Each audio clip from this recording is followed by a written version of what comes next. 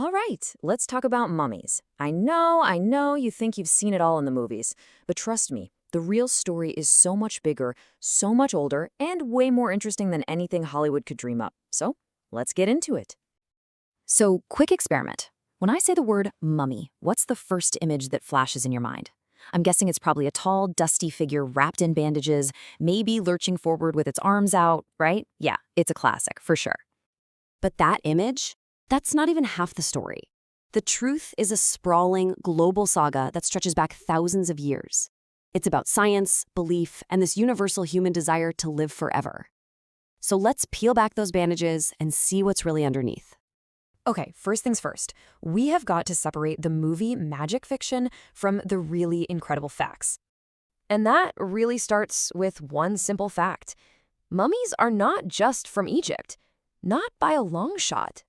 You see, cultures from all over the planet, many with no contact with each other, came up with ways to preserve their dead.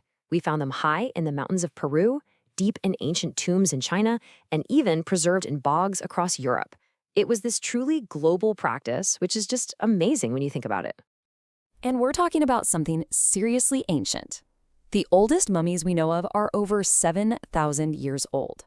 Now, to put that into perspective, that's thousands of years before famous pharaohs like King Tut or Ramesses the Great were even born. And you know what else? It wasn't just for people. The ancient Egyptians mummified millions, and I do mean millions, of animals. We found huge underground tombs packed with mummified cats, dogs, birds, and even crocodiles, all carefully preserved as offerings to the gods. And of course, the big one, the curse of the mummy. As cool as it sounds in movies, the reality is a little less supernatural. The strange illnesses that sometimes affected early archaeologists, they were likely caused by breathing in ancient toxic mold and bacteria that had been sealed up for centuries. So yeah, definitely dangerous, but not exactly a magical curse. So if there's no curse, how did they do it? Let's dive into the embalmer's art and look at the incredibly precise, step-by-step process the Egyptians perfected.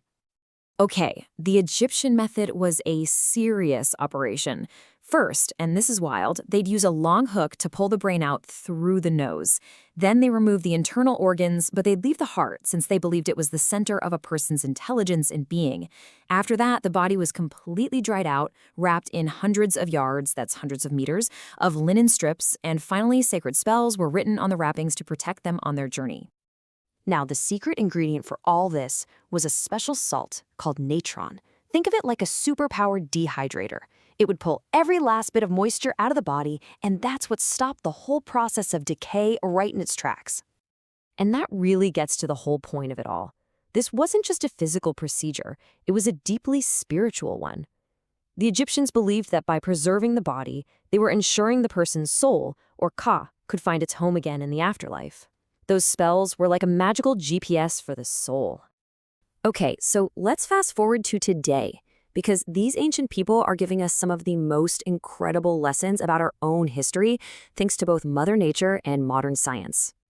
What's really amazing is that sometimes you don't need any of those complicated steps. Sometimes nature can be the world's best embalmer, all on its own.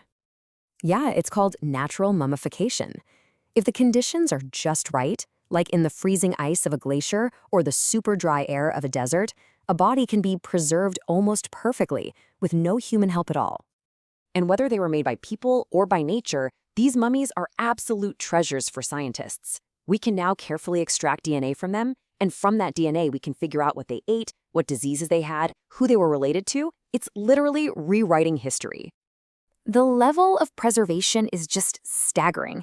I mean, we're talking about bodies that are thousands of years old, that still have hair, skin, and, get this, sometimes even their fingerprints. Just think about that for a second.